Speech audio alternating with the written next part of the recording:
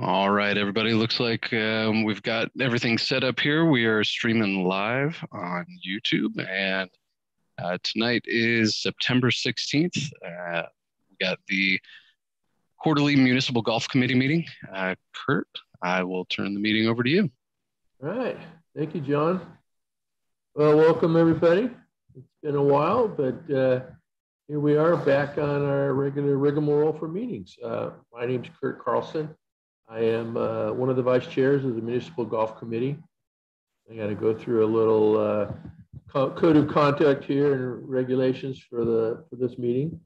Until further notice, meetings of the Park and Recreation Board will be conducted pursuant to the provisions of the California Executive Order 29-20, which suspends certain requirements of the Ralph M. Brown Act. In the interest of public health and safety, board members will participate in meetings by teleconference. And as such, and in accordance with the executive order, no members of the public will attend the meetings, but instead view the meeting proceedings via the city's public meetings YouTube channel. In lieu of in-person attendance, members of the public may submit their comments via a public comment web form. Members of the public wishing to address the board under public comment must submit this web form prior to the meeting. Instructions for word limitations and deadlines will be noted on the web form. Pursuant to open meeting laws, no discussion or action other than a referral shall be taken by the board on any brought forth under non-agenda public comment. Okay, so now we're going to do a quick roll call and to confirm our committee attendance. And I'm doing this in alphabetical order, so when I call your name, please unmute yourself and say present. All right. Larry Barron. Present. Marty Block. Present. Roy Birchall. Present. Kurt Carlson. Present. Kevin Carmen. Present. Susan Casagrande. Present. Olivia Flores. Present. All right, Olivia. And Colin Walshak.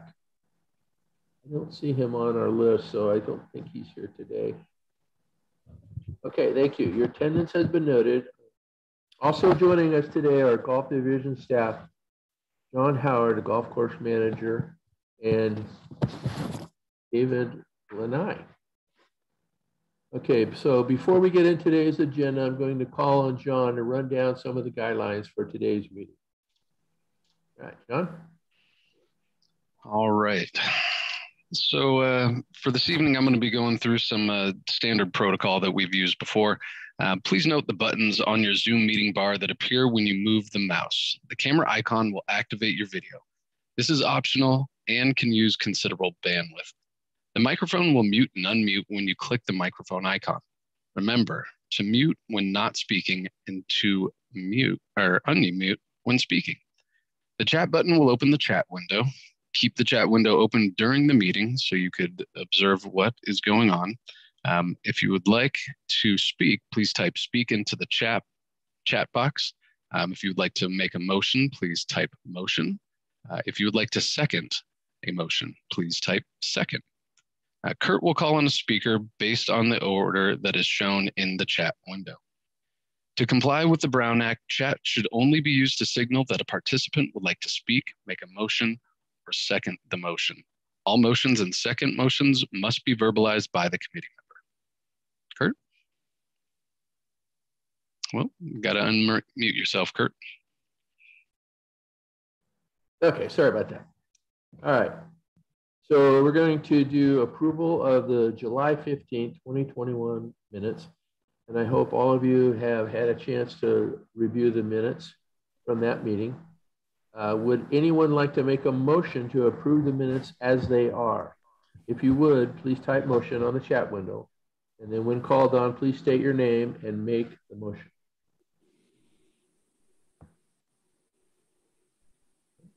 Kevin Carmen.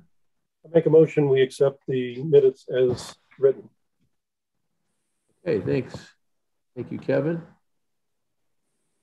Would anyone like to second that Please type second on the chat window. When called on, then state your name and verbally second the motion.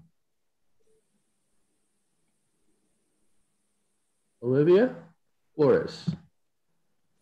Hi, this is Olivia Flores. I second the motion. Right, great. Thanks, Olivia.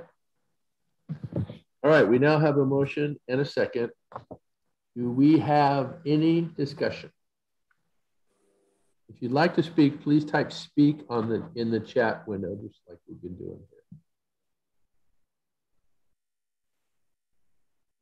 here. Okay, and if they're not seeing any discussion, anybody wanting to talk, so now we'll just take a vote. I'll call your name and you will unmute yourself and respond out loud with a yay, nay, or abstain. Remember that you do not need to have been present at the previous meeting to vote or discuss. Okay. Larry Barron. Yay. Marty Block. Aye. Roy Burchell. Aye. Kurt Carlson. Aye. Kevin Carmen. Aye. Susan Casagrande. Aye. And Olivia Flores. Aye. Okay, got that taken care of. So for non-agenda public comment, we will now go on to that. The public was invited to submit public comment on agenda and non-agenda items via a web form accessible through the agenda and the Parks and Recreation website. Staff will read aloud public comment submitted by per city public comment protocol.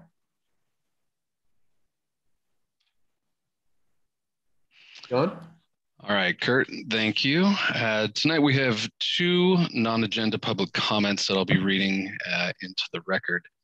The first we have is from Mr. Larry Graze. He's from San Diego, California.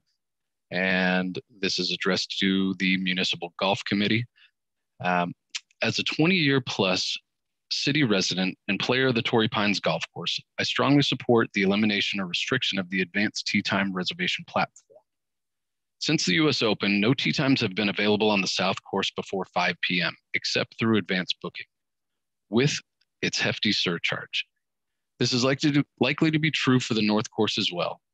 This effectively means that midweek rates are 50% to 100% higher than the basic rates set years ago to ensure available, affordable golf for city residents. If data proves that non-resident revenue through advanced booking is critical to golf operations and the enterprise fund, then at least consider the alternatives, which include advanced tee times available on the South Course only where non-residents prefer to play. And if that's not enough, advanced tee times available on the North Course on weekdays only. And if that's not enough, advanced tee times available on the North Course during the week in the afternoons only. Setting aside weekday morning tee times on the North Course is the least we can do for resident golfers. Larry Graze, San Diego. The second non-agenda public comment is from Robin Fischel. They're from San Diego, California, and this is addressed to the Municipal Golf Committee. As a longtime golfer at our municipal golf courses, I would like to bring attention to the committee the very unsatisfactory state of affairs regarding the availability of tee times on Torrey Pines. It's almost impossible to book a tee time on North using the 7-day booking system due to the fact that most times are already taken by advanced bookings. Please play fair for the residents. Limit advanced bookings. And that is the end.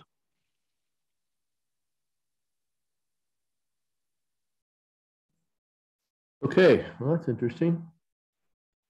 All right, so is there any requests now for, this is a request, any requests for continuance? In other words, are there any requests for items to be continued for the next meeting? Well, hold on a second. I got a comment here from Roy. what happens to public comments? Do we just read them and file them, or is there some action ever taken? Well, I think John, we can discuss those right now, correct? If we'd like to discuss them, it would probably be most appropriate when we have committee comment. Yeah, primarily okay. The non-agenda public comment is a section for the public to be able to bring things to the committee that weren't necessarily on the agenda. Okay, so we can talk about that down the line here, right? Yep, that's correct. Okay.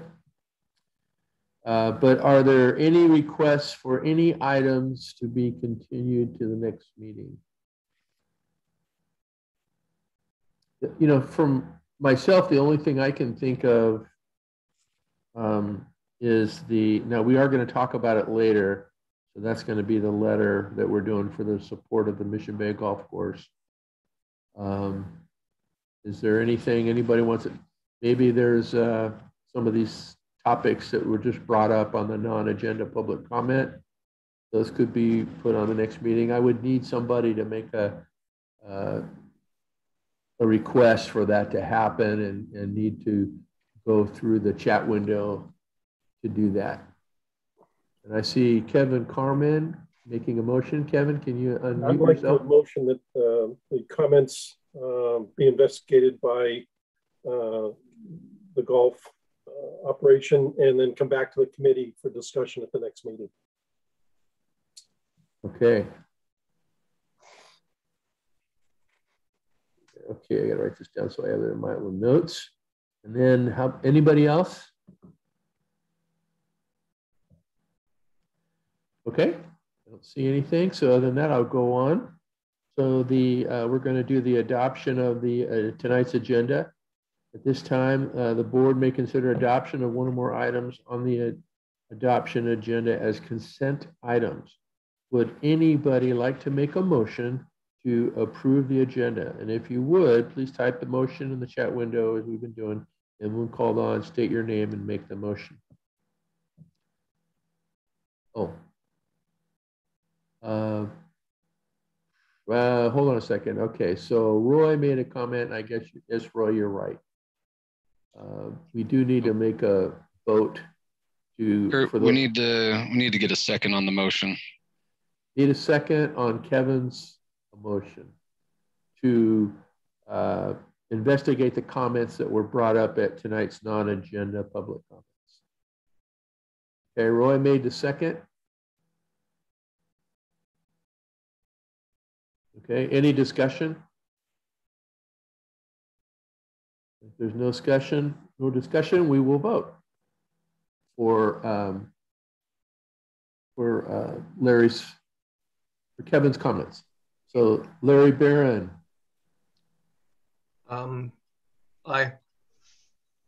Marty Block. Aye. Roy Burchell.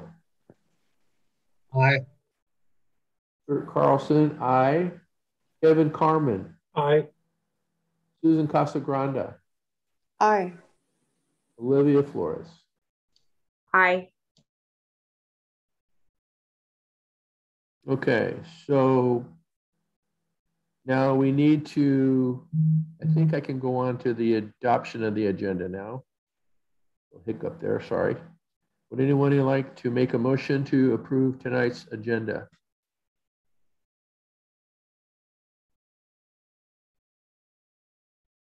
Anybody?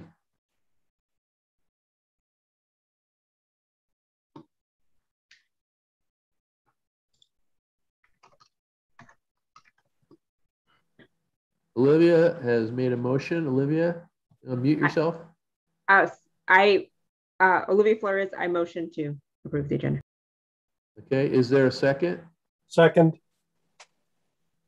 Second, that was, who was that? Is that Kevin? Kevin. Thanks, Kevin.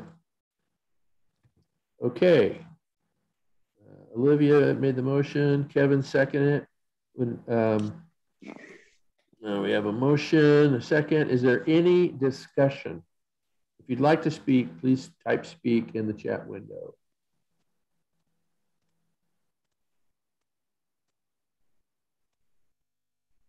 And if nothing, we'll go ahead and take a vote on approval of the adoption of the agenda.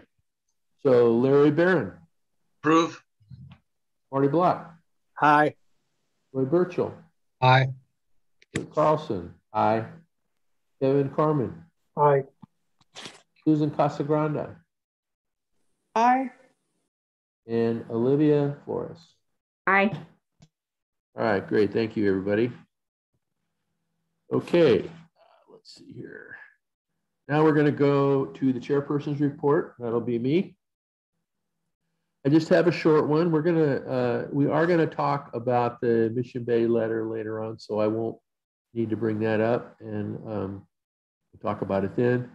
But one of the things that I am concerned about, and it's, I think it's, it's something that our committee is trying to get a little more recognition. And I'm hoping that, this letter, for example, is an example of, just showing that this committee has a voice. But, and as you guys know, we have 9 districts in the city of San Diego. And each are all represented by our 9 different city council members.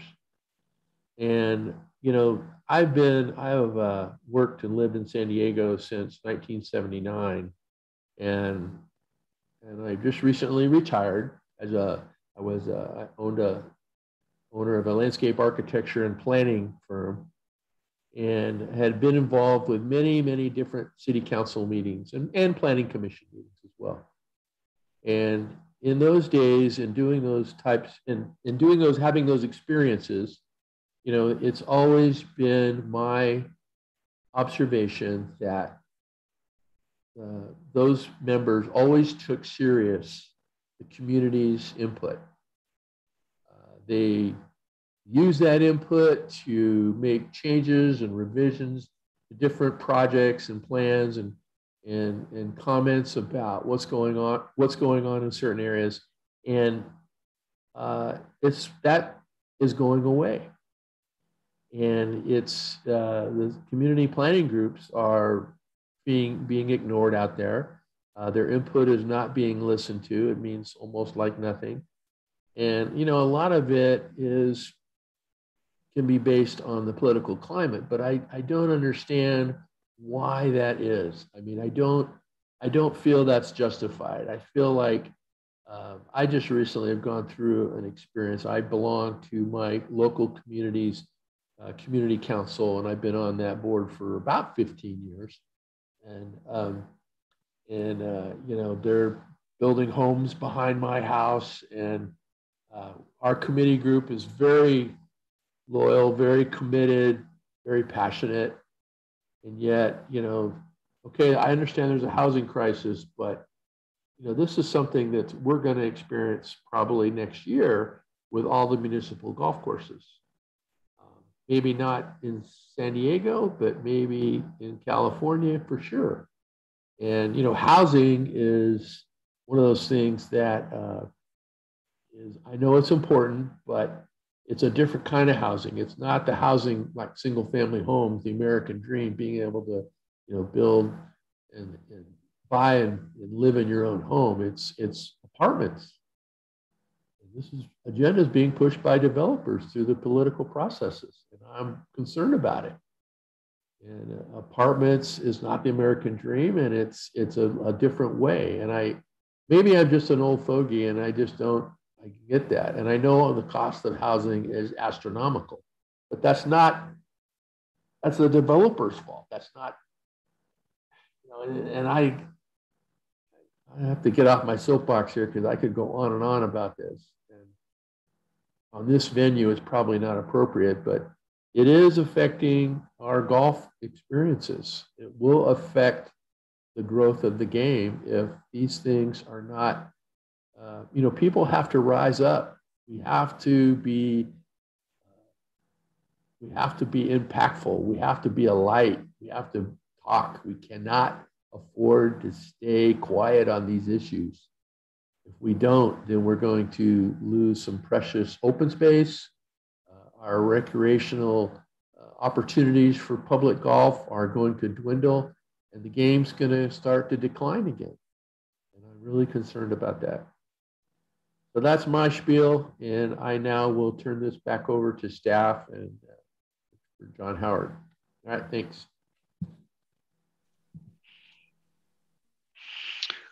All right, well, thanks, Kurt. Appreciate those words. I definitely hear where you're coming from on that. Tonight, my report is also going to be somewhat short. We've got some pretty important items that we're bringing to you tonight, specifically our business plan update. That obviously is going to take care of a lot of the things that I would normally talk to you about. But I wanted to highlight some of the good things that have been happening around here since the last time we met. From a customer service standpoint, I think one of the great things that has happened specifically here at Torrey Pines, we've actually got a brand new fleet of golf carts. Those were brought in just a little over a week ago, and we've had rave reviews from customers. They're definitely happy about them. And so now at all three facilities, we have a brand new cart fleet. The earliest was over at Balboa back in May, as well as Mission Bay. So it's great to see all three facilities being able to provide new services to our guests. Also at Torrey Pines, the last time we were meeting, we were actually right in the middle of the Junior World Championships. That turned out to be a fantastic event, as well as the City Amateur. For us, this has been quite a season of tournaments, and so it's nice to kind of get that behind us. But it really kind of drives us right into the cycle that we've been in. It's been either preparing for tournaments, hosting tournaments, breaking down tournaments, but now we're getting back into renovations. So at all of our facilities, some of them have been completed already. Mission Bay was done just a couple weeks ago. The 18 at Balboa was completed just this last Wednesday. And so we've got those behind us. Scheduled in the near future, we've got Balboa 9 for September 22nd. The North Course will be overseeded on October 5th through the 7th. The great thing about that particular process, we aren't going to be airifying greens. It's only going to be an overseed. So customers can expect to have good conditions, specifically when they're putting. What they'll notice right off the bat, we are going to scalp a lot of the grass. So you'll start to see firm and fast conditions coming up shortly. After we put down the seed, it'll start to get wet. So we will be cart path only for quite some time. But obviously course conditions definitely improve soon thereafter. So finally, we got the South Course. That'll be at the end of next month, which will be October 26th through the 28th. That is a little different than the North Course. We are going to be doing a full-blown overseed as well as an airification. So conditions will be a little bit rougher out there, but once again, it's one of those things you need to do to get the courses back in shape. One other piece of news, I know we talked about the Mission Bay Clubhouse. That currently is in contract phase, and we're anticipating starting the project and giving a notice to proceed close to the end of this year, and potentially starting the construction process in early to mid-January. One thing of note that I usually talk about here is our rounds. Last year was definitely a record round for us, a record year in terms of rounds. We did about, I think it was 414,000 rounds of golf. And a little bit later on, we'll kind of expand on that in our business plan presentation. But one of the things that has been interesting is being able to finally have some data to compare to years past. And what we've been noticing is that there is a dip in the amount of players that are coming out.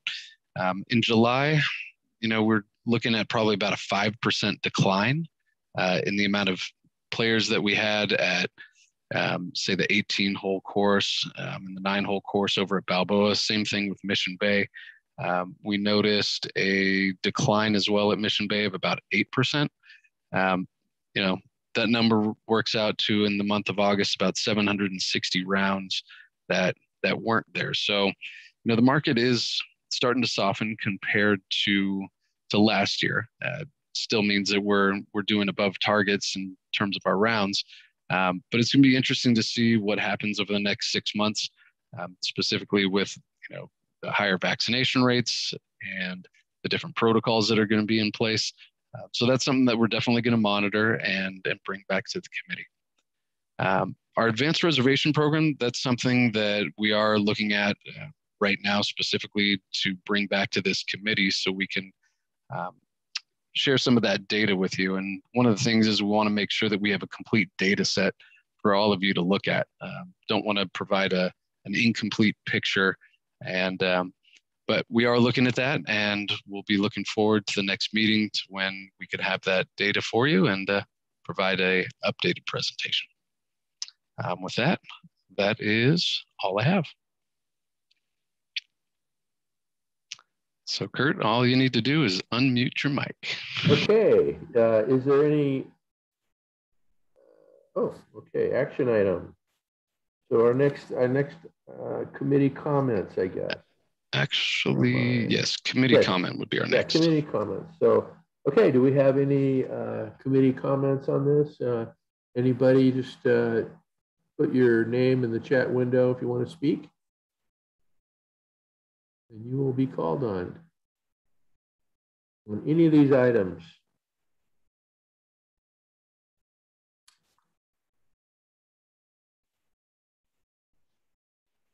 Okay, I'm not seeing anything.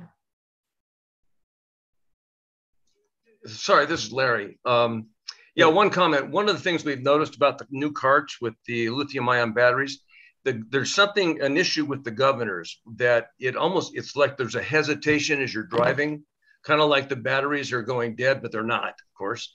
Anyway, I don't know, John, if you have any input on that. Yeah, Larry, I do. No, that is a known issue that has actually been plaguing our fleet. It's not every single golf cart out there that is having that. The issue actually is there's a portion of basically the accelerator, it's called an M core, that regulates the speed. And some of them coming off of the production line are not functioning properly. So what you'll notice is a kind of a starting and stopping, and it can be a little jerky from time to time.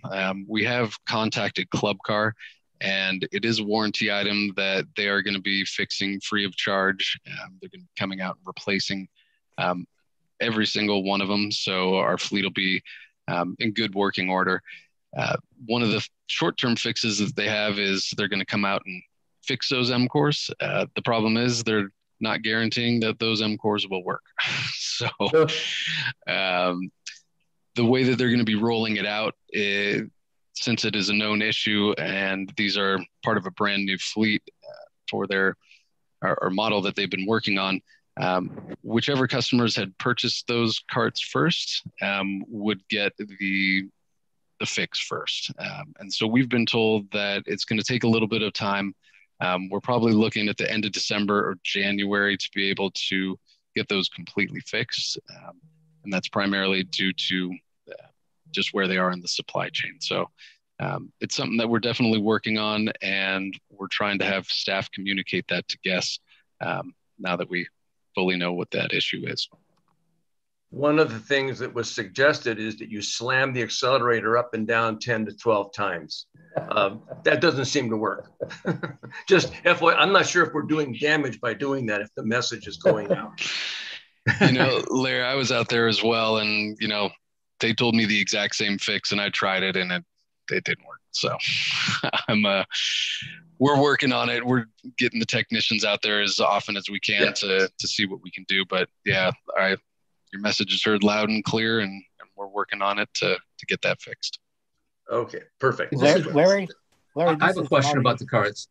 This is Roy. I have a question about the cards. Now, the pro shop at Torrey runs the card program, I thought. So I'm a little confused as to what the relationship is between the city buying the cards and the pro shop managing the cards. Well, to be honest, the shop at Torrey Pines does purchase the carts and they manage the carts. We over at Balboa and Mission Bay, those are run by the city. Honestly, it was a coincidence that they all came together at the same time. So I just think it's nice that all three facilities have new offerings for our guests. Okay, thanks. How many carts were at each golf course? Well, over at Balboa, we've got about 85 golf carts. At Mission Bay, we have approximately 35. And here at Torrey Pines, we're in the neighborhood. I believe it's a 144. 144. Yeah. And then I had a couple other questions. You said the Mission Bay Clubhouse construction starts in January. How long is the construction period expected to last on that? I would say the construction period is going to be about a year. I think that's the target that we're going to be going with. The irrigation project itself is going to be a much quicker process, I think, than you've seen at other golf courses that we've done this at. All three of our facilities have gotten new irrigation systems. Mission Bay is going to be the smallest. It also is going to have the easiest soil to be able to work through. So I anticipate that part of the program will be moving fairly quick. It'll be interesting to see how we manage the construction itself on the building. So run the pro shop out of a trailer, or? Correct. That's yep. What's going to happen? Okay. Yeah, we're going to have temporary trailers, temporary restrooms, temporary food and beverage, and do our best to route customers around the dust. And then another question about the rounds decreasing in July at Mission Bay. Mm-hmm. Is there any reason that happened? I mean, any kind of renovations going on there at all? That anything that was just strictly just a decrease by 700 something rounds? Yeah, I mean, I really think that we were maxed out last July and August. We were doing over 300 rounds of golf a day out there, and so when you're trying to do those numbers on a regular basis, I think that's one, remarkable, but two, hard to sustain. So, where we're at currently, the number that I quoted you, if we look back at July of last year, we did 9,300 rounds of golf. Compared to this year, we did 8,800 rounds of golf. When we start looking at our target numbers, we're still doing 134% of what we'd anticipate. So we're still doing well in that regards.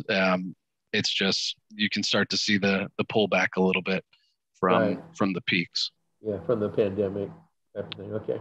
Correct. Okay. That's the end of my questions and comments. Is anybody else? If we don't have anybody else making a comment, we can move on to the next item, which is the action items. The business plan update is the first one. All right. Well, David, before you get started. Yeah, go ahead. I just wanted to introduce David. David is an OCA golf course manager. He's actually filling in my old position. And, it was always my responsibility to bring the business plan to the committee and do the presentation. And, with myself taking on my new roles, I thought it would be appropriate to bring David in. And tonight he's going to be presenting the business plan update for you. And I will let David have at it. Thank you, John. Good evening, everybody. I think I know half of you, and to the others that I'm just meeting for the first time, it's a pleasure to be here tonight and present to you the 2021 business plan update. We're asking for approval to the plan tonight, and I'll be glad to answer any questions at the end of the presentations. With that said, I'll begin.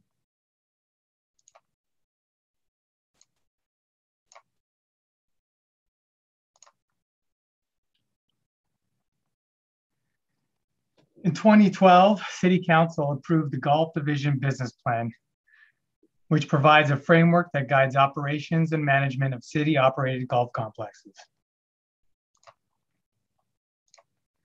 The business plan's goal is to provide excellent golfing opportunities to the public, ensure golf complexes are properly maintained, and maintain the Golf Enterprise Fund's long-term financial sustainability. Before we dive into the details, let's look at the industry as a whole. The golf industry continues to gain strength and momentum. As you can see from this slide, golf is an $84 billion industry. In 2020, hey, yes? Hey, Dave, sorry to No, interrupt okay. you. Your presentation isn't showing up on the screen. Is it not showing right now? No. Let's see. Here it is. Hold on. Maybe are you blocking it, maybe? I hope not. We can't see your picture, Dave. That's but it's telling me that it's sharing. Let me see here. 1 second.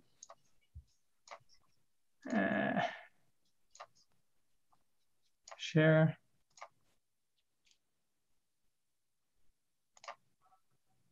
Can you see it now? There we go. There we go. All right. My apologies. Sorry about that. All right. So I'll begin with we'll continue with the state of the industry. As you can see from the slide, $84 billion industry. In 2020, 1 out of every 3 Americans ages 6 and older played golf on course or off course, watched the sport, or read about it. In spring of 2020, more than half of the US golf courses were temporarily closed due to the coronavirus, seasonality, or combination of the two. By June, more than 98% of facilities had reopened and surges in play followed as golf was embraced as a safe, healthy outdoor sport that could be played by participants of all ages despite the pandemic. Through the end of the year, more than 75 million additional rounds were played nationwide in the same 7-month stretch in 2019. In total, there were about 502 million rounds of golf played on golf courses throughout the US in 2020. This reflected an increase of about almost 14% in US rounds played over 2019, despite the loss of 20 million spring rounds due to the coronavirus-related course shutdowns in March and April, when more than half of the 16,000 plus courses in the country were temporarily closed. 3.1 million junior golfers played on course in 2020, remaining relatively stable in relation to recent years. However, this segment of golf population is more diverse than ever before. More than 1/3, about 34% of today's junior golfers are girls compared to 15% in 2000. More than 1/4 of juniors are non-Caucasian, while just 6% were minority participants 20 years ago. Golf remains highly accessible with 75% of facilities open to the public.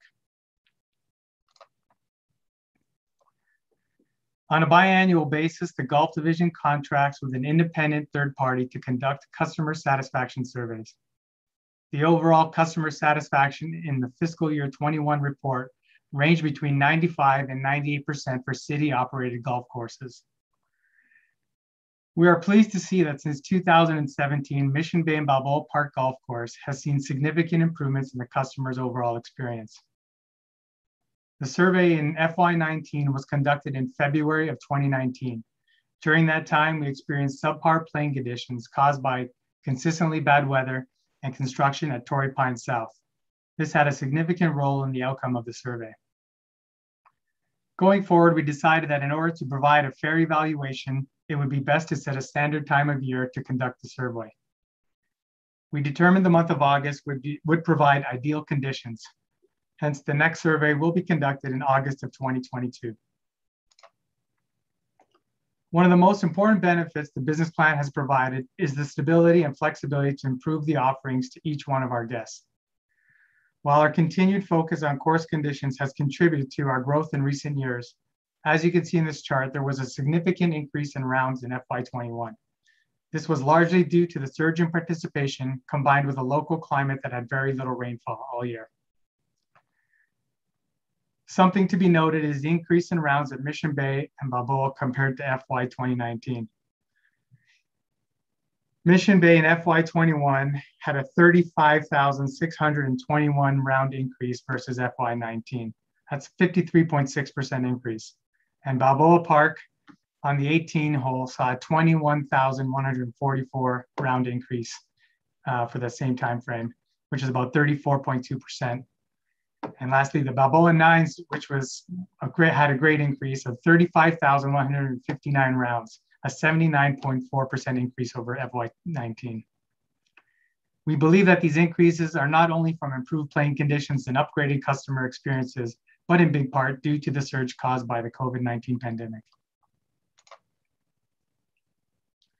Anytime we talk about rounds, we should be thinking about revenue and expenses.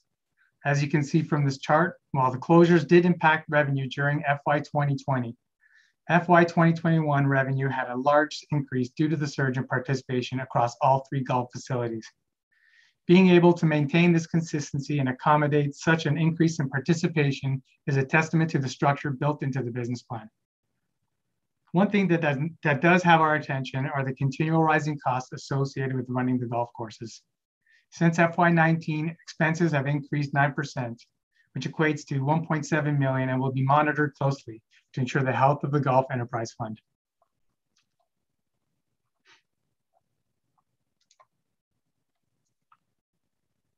As many of you know, the Golf Enterprise Fund is a self-sustaining fund that does not use any general fund tax dollars to support the operation. Anytime there is an excess in revenue over expenses, the net proceeds are placed in a capital improvement fund. As you can see from the slide, the city golf courses continue to be assessed for improvements to make for a quality golf experience while helping to streamline expenses. Over the past 3 years, the Golf Division has invested over 18.5 million in capital improvements on the golf courses, which has resulted in better course conditions and has directly impacted the quality of each of the facilities. The Mission Bay project went out to bid in May 2021, and the project is in the process of being awarded and contracted, and is currently set to commence in early 2022. The Golf Division will be hiring an architect to design a new clubhouse at Torrey Pines Golf Course, and the work on the storm drain is scheduled to commence in March of 2022.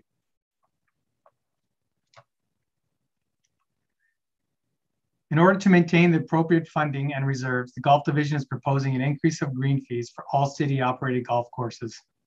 In accordance with the standards that were established in the 2012 Golf Division's business plan, the Golf Division will be implementing fee increases capped at 3% for resident and 5% for non-residents. This change equates to a $1 to $2 increase for residents and anywhere from a $4 to $13 increase for non-residents, depending on when they play. Excuse me. This change will go into effect on January 1st, 2022, and is detailed in Exhibit A in the full report. Labor costs continue to increase. MEA represented employees received a 4% wage increase in July of 2021, and we'll see another 5% increase in July of 2022. There will be an additional 10% increase for golf operations assistants as part of an ongoing effort to remain competitive in our recruitment. Supply chain issues and increased product demands have led to significantly increased costs of hard goods. In order for the Golf Division to continue to invest in infrastructure, maintain the health of the enterprise fund, and continue to remain self-sufficient, we feel that these rates increases are necessary. The Golf Division utilizes various methods of communications and marketing in order to acquire new customers, as well as maintain a relationship with the ones we have. In February 2016, social media accounts were created for all 3 city golf courses. Each course has its own Facebook and Twitter accounts, while Torrey Pines also has an Instagram account with 15,000 followers. Since 2015, the Golf Division's monthly newsletter, On the Tee, has informed the public about upcoming news and events, maintenance schedules, and programs offered by the Golf Division, and remains the primary form of communication to both resident and non-resident golfers. In January of 2019, the division switched from a previous e-newsletter provider to its online reservation provider's 4UP email module in an effort to maximize the number of potential recipients, create targeted mailing lists specifically for residents and non-residents, and streamline mailing list accuracy. As a result, the division was able to more than triple its total of email recipients, with more than 60,000 people receiving the monthly newsletter. The newsletter email open rate remains at 30%, which is higher than the average open rate for most industries, which is estimated to be at 21%. The new mobile app provides golfers with real-time access to online reservations, resident card purchases and renewals, in addition to digital scorecard features complete with GPS function. To date, the app has received more than 38,000 downloads with more than 23,000 active users. As part of our marketing and communication strategy, the division has been able to use the app to send push notifications to the public. For example, if there are any unforeseen openings in the tee sheet, we can immediately notify users in an attempt to quickly fill those vacant times. Or if course conditions have significantly changed due to unforeseen circumstances, we can immediately notify our user base. The division continues to explore the possibility of incorporating additional features into the app for increased convenience, including a food and beverage purchase option and green fee payment options, as well as a digital resident card. In the City of San Diego Parks and Recreation Department, substantial time and effort go into planning and programming for the local community. The 2012 business plan set us on a course to focus our attention on building the game. As you can see from the slide, the golf division is working on many different avenues to ensure the future of the game is preserved. In FY19, the city contracted with Game of Life First Incorporated, which is known as Lions Golf Academy, a full-time player development academy that focuses on families with an emphasis on juniors. Classes are offered year-round at Balboa Park and Mission Bay Golf Course and are conducted by certified PGA professionals. As additional consideration to the city, Lions Golf Academy will actively participate in the development and growth of the golf division's growth of the game initiatives, such as Play Golf, Women's Golf Day, and additional programs, by providing the city with at least 200 hours per calendar year of staff time towards those initiatives. The picture you see here above is the Lions Golf Academy providing instruction to youth golfers in Mission Bay.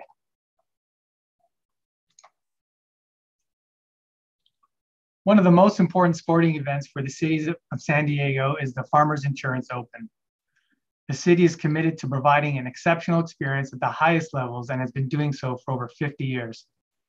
The 2022 event will mark the 55th time that the event is being held at Torrey Pines and the 13th year of the Farmers Insurance sponsorship of the event. Over the years, there have been many different title sponsors, but Farmers Insurance will be providing the long-term support and stability needed through 2026. The Farmers Insurance Open continues to be the only nationally and internationally televised event in San Diego, averaging 60+ hours of coverage with more than 20 million viewers each year. Farmers Insurance Open serves as a valuable marketing asset for the local economy. Each year, the Century Club infuses revenue into the local economy by hiring more than 200 vendors, recruiting more than 1,100 volunteers, and attracting over 100,000 spectators from all 50 states and 17 countries, generating a $34.3 million economic impact on the city of San Diego. When it comes to delivering world-class experience, there is no greater stage than the US Open. The US Open Championship is one of golf's 4 major events of the year. In 2008, the US Open was held at Torrey Pines Municipal Golf Course, and it had one of the most memorable finishes in the history of the game. The 2021 championship did not disappoint. The USGA and players were able to agree on one thing, that this event was one of the best US Open setups in recent history. This was all due to the rigorous but fair test of golf provided by the South Course and the commitment to excellence by city personnel and the superb course conditions they were able to achieve. Here we have listed some of the division's accomplishments. The Wash Rack Capital Improvement Project was aimed at assisting maintain the equipment. A much anticipated cart fleet arrived in May of 2021. The procurement for the driving range improved customer service by providing contactless dispensing and purchasing of range balls without waiting in line. This also improved controls and increased loss prevention efficiencies. At Mission Bay, the addition of a first-of-its-kind digital GPS scorecard for disc golf for the City of San Diego Golf app created a new avenue to connect with new customers. A much-anticipated cart fleet arrived in April of 2021, and in August of 2021, the driving range at Mission Bay was enhanced. Much of the area that was once used to store environmental waste and covered in brush has now been graded. The perimeter fence has been extended and new netting has been installed. This presents a much more pleasant view from the hitting line and provides a clearer view for golfers looking to study their golf shots. The Golf Division partnered with the newly formed San Diego Parks and Recreation Foundation, a nonprofit organization, to host a charity event at Torrey Pines North, with all the proceeds benefiting future parks and recreation initiatives. Excuse me. The online advanced reservation portal provides resident and non-resident golfers the option of securing tee times up to 90 days in advance and pay booking fees online via secure payment gateway. This tool is available 24 hours a day, 7 days a week, and may be accessed from anywhere in the world. After its initial launch, the San Diego City Golf app had approximately 7,000 downloads, and currently the app has been downloaded more than 38,000 times with an active user base of over 23,000. The city's partnership with ID.me allows residents to enter their resident information online and receive verification 24 hours a day from the convenience, comfort, and safety of their own home. This tool was invaluable to residents and staff members during the COVID-19 pandemic, and it accounted for nearly 30,000 confirmed residency verifications without having to visit a San Diego facility. The South Course project included a state-of-the-art irrigation system and incorporated several strategic changes by famed golf course architect Rhys Jones, such as relined and refreshed bunkers, improved drainage throughout the property, new tee boxes and realignment of existing ones, restoration of the green's edges to their original design. Moving our operations into the golf shop at Torrey Pines has improved the customer experience by providing a more streamlined check-in process and improved face-to-face interaction. Since City Council approved the business plan in November of 2012, it has been the guiding document for Golf Division staff when looking to improve customer service, effectively market city golf facilities, and place the division on sound financial ground. The framework and flexibility of the plan has been effective in allowing the division to adapt to market changes in a much more efficient manner. With participation from all various user groups increasing and surge of new users, the golf market has strengthened. Long-range annual golf rounds projections over the next 5 years remain at 351,800 rounds across the division, which reflects the stability created from the plan. The Golf Division will continue to seek opportunities to make capital investment to improve course conditions and efficiencies, as well as upgrade course facilities to enhance the customer experience. When each of these components comes together, it provides opportunities to be able to service clients like the PGA Tour and the USGA, which keeps Torrey Pines Golf Course and ultimately the city of San Diego on the map as a tourist and golf destination. The division will continue to implement business plan recommendations in its continuing effort to provide a world-class golf experience that caters to golfers of all ages and skill levels. We ask that you approve the update to the business plan as proposed, and we thank you for your time and consideration. We witnessed the substantial increases in FY21, and while we do not believe those numbers will be sustainable, we do anticipate that demand will remain strong in the year ahead. At this time, I'm ready for some questions. Okay, I think we need to ask if there's any public comment on this agenda item. So is that right, John?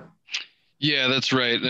We didn't have that up front, but there was no public comment regarding this particular item.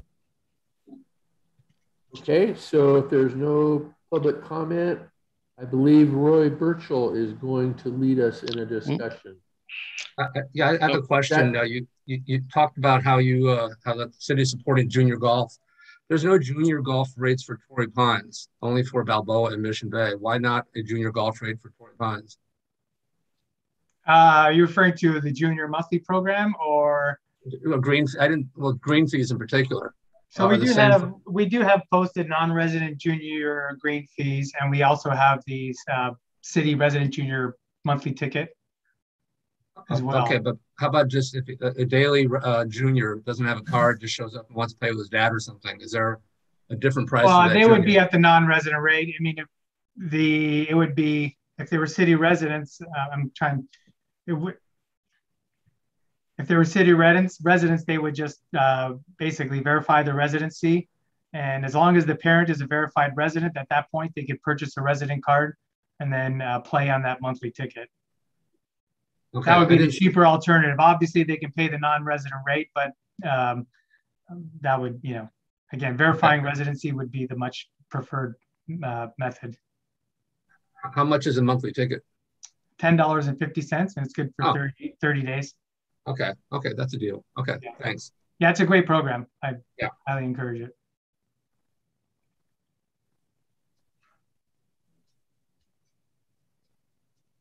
Okay, John, you had a comment about, is Roy going to lead a discussion on? No, that was a typo that I had here. So we're good to go with our first agenda item, unless there's any comment from the committee. Yeah, I had a comment in regards to the Torrey Pines Clubhouse project. When is that supposed to start? That is a fantastic question. We're really in the initial phases. I mean, where we're at currently is we are getting together a design team to be able to put together schematic drawings, and we're just funding the initial stages. So we're quite some time off on that, but we just wanted to let everybody know that we were starting that process, and obviously the goal would be to have that completed by the time the next US Open came around, if we were so lucky to be able to host that.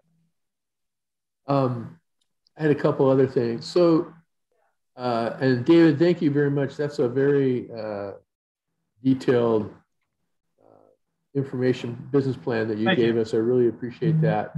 And it's exciting to see that the surveys are coming in very positive on all three venues. That's also encouraging. I think the improvements that have been done, the renovations and so on, have really helped increase golf interest and people participating in the game. I think that's definitely, the marketing plan about continually keeping upgrading and things like that, where things are in a good condition, to make it feel like, not to take this wrong, but to make it feel like it's not municipal golf. Because I think that the term municipal golf sometimes can have a negative connotation. And I think that's really important. I just can't stress that enough. You have a country club feel, but, it's still at municipal rates, but, it's almost like I think we should get rid of the word municipal. You had mentioned some hard goods that were difficult to find right now during the labor shortages and all this kind of thing. Can you just enlighten us to what some of those hard goods are? Absolutely. I mean, I know this firsthand, just through my dealings with Mission Bay and that driving range as an example. Range balls, the cost of range balls per dozen have increased by $1. So to give you an idea, just an example, we purchase about 8,000 dozen range balls a year. So right there is an increase. And that was based on, old, participation of years past. If the golf driving range participation continues the way it has this past year, we'll probably need to increase those numbers and those orders. The issue right now is, we're limited to what the supply can provide. And so even though the cost has gone up, there is no guaranteed supply. So there is a waiting period. So we're basically just trying to access whatever product we can and be ready to purchase those and store them for future use. Likewise with merchandise items and golf gloves and resale balls as well. Those items, typically we'll order cases of box dozens, and they can only provide one. I know at Mission Bay, we've been waiting more than 30 days for our shipment of golf balls for resale. So we're completely out. We didn't anticipate, not let alone how many we'd sell last year. We had a good stock, but we didn't realize it would take so long to get new ones. So yeah, those types of issues on any of those supplies, even golf tees have gone up in price by 30%. So, fortunately, we haven't had to raise the price on those items. And hopefully things will remain stable, but we'll see. Time will tell. The irrigation in terms of using reclaimed water, chlorine was an item that was being talked about last couple months. Is that still an issue, like as far as being able to use reclaimed water? I can handle that one, Dave. Yeah, the last time we had met, that was definitely an issue that we were concerned with. We haven't heard anything as of recent that we're going to be affected in terms of our ability to be able to use reclaimed water. So we're definitely hopeful. There were some plant issues as well, plant being the water plant that was producing all of this. They were having their own internal things that were going on, but we're hopeful that that's not going to be something that we have to deal with. But if we do, that obviously will come at a significant cost for us, because moving to potable is definitely challenging from a price standpoint. Yeah, it caused the golf course behind me to close. Because of the lack of water prices and everything. Mm-hmm. Yeah, and that's one other thing. Specifically, our other golf courses, Balboa and Mission Bay, don't use reclaimed water due to the fact that they don't have the infrastructure that's able to go there for them. So the good thing is here at Torrey, we're able to utilize that, but they don't have the pipes that go to any of our other facilities. So if those things did actually happen, that would be a huge cost savings, but that would take initial investment from the rest of the city to be able to make that a possibility. Okay. Should we go on to the next action item? Yeah, unless there's anybody else that has any comments specifically about the business plan. We are also looking for a vote on this tonight. And I see a motion by Susan. Yes, I'd like to, this is Susan Casagranda. I'd like to make a motion that we approve the business plan as presented. Very good. Is there a second?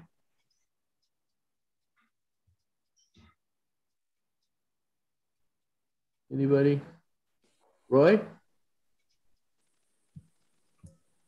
I second it. Okay, it's motion's been made by Susan Casagranda to approve the business plan and seconded by Roy.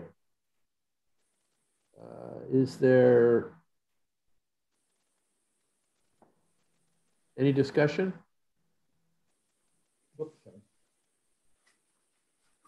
If no discussion, we'll take a vote on it. Okay, Larry Barron. Aye. Marty Block. Aye. Roy Burchell. Aye. Kurt Carlson. Aye. Kevin Carmen. He had to leave. Well, that's right. Left at 16. Susan Casagranda. Aye. Olivia Flores. Aye. Thank you very much. Now we can go on to the second action item. Item 202, the letter of support for Mission Bay Golf Course. Oh my gosh, how long have we been working on this thing? Okay, so first off is John, is there any public comment for this agenda item? No, we don't have any public comment on this particular agenda item. I know that when the letter was first written and we sent it out via mass email list mailings, we did get quite a few comments. And Colin Walshak and I worked on those and integrated those comments into that letter. And then just recently, you had finished up adding the statistics that we had asked for at our last meeting, integrated in there. And then I know that, I hope I got the names right, Larry and Roy, or was it Marty and Roy, that helped me with the comments, adding some additional things to it, which were very good comments. And we've gone ahead and add that in. So that being said, the letter is green lighted and ready to go, which means that we can now use our contacts and ways to reach out to the general public at large and our groups, but also more importantly to the City of San Diego's City Council members. Now, I just recently went through, I was telling you earlier about our little housing project that we had in our community. And we did the same thing. We went and reached out to each of the city council members. And, you know, you can do it various ways, whether a phone call or an email, and you give them the subject. And I think the letter could be the intro. You send that to them and then just say, we'd like to have a conversation about it. And then I don't think it would be much more than a, you know, at the most, I'd say 15-minute conversation, just expressing our concerns, making sure that Mission Bay be considered and to continue on as a, small golf course, or, you know, one of the City of San Diego's municipal golf courses. This is, you know, the reason we're doing this and trying to build up support is that, you know, our fear is that the project that was in the EIR process was challenging the City of San Diego's last stance of keeping Mission Bay as a golf course. And there have been groups that have been working, private groups that have been working on the outskirts to, with plans to show the golf course being eliminated and either used for campland or a you know, environmental area, increase the eelgrass that's in the marshland that's in the, you know, next door, adjacent to the creek, Rose Creek. There's all kinds of different ideas out there, but this letter is to try to build some ground support for that. So I think everybody has been sent a copy of that letter. It's in a draft form. John had added the comments and sent that out to the group. And so I'm just wanting to ask right now if there are any more comments. I think I had sent out an email earlier yesterday or earlier this morning if anybody had any comments. I just want to make sure that everybody is aware of that, if they've had a chance to look at it, and if everything looks acceptable. Then we have a small subcommittee. I believe, John, who was in our subcommittee? We were going to reach out. I think we were going to try to assign different people that wanted to be involved. I sort of remember I believe yeah, there was Marty, Kevin, Carmen, yourself, and Roy.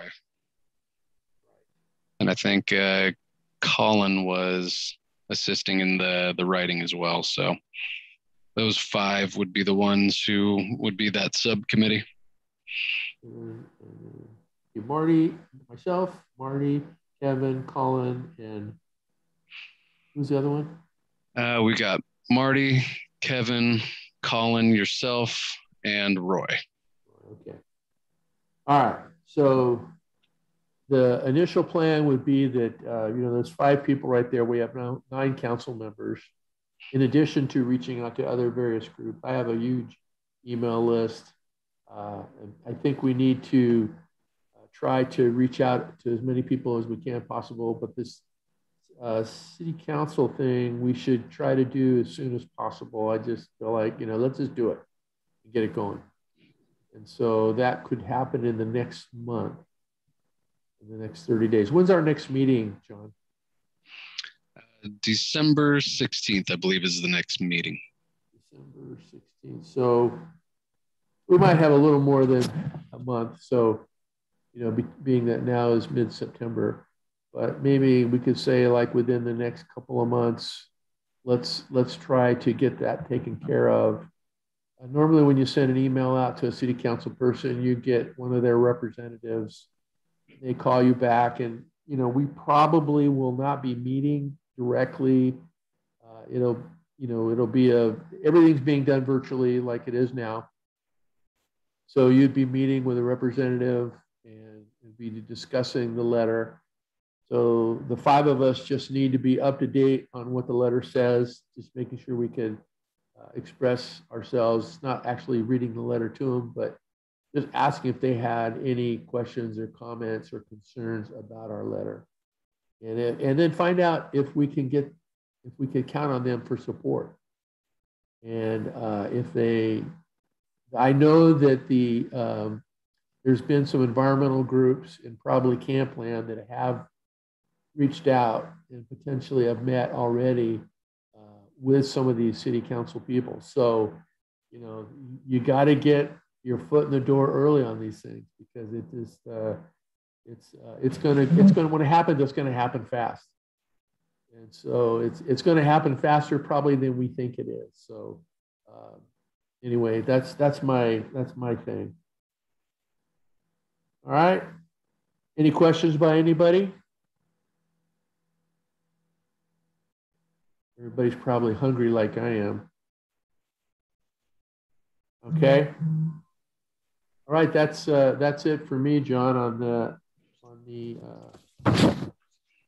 action items. I don't think we have anything else. No, I think we're doing pretty good. I think at this point, I just wanted to say thank you to everybody for participating tonight and approving the business plan as is. I think the only thing that we have left is to have a motion for adjournment and go from there. All right, I'll make a motion to adjourn. Does anybody second it? Olivia seconded it. That was fast, Olivia. This is Olivia. I second that motion. And I am so excited. I seconded it twice. Very good. All right. I think we can say the meeting is safely adjourned. All right. Thanks everybody for your participation. Appreciate it. And I'll be reaching out to that subcommittee group. So, all right. Thank you.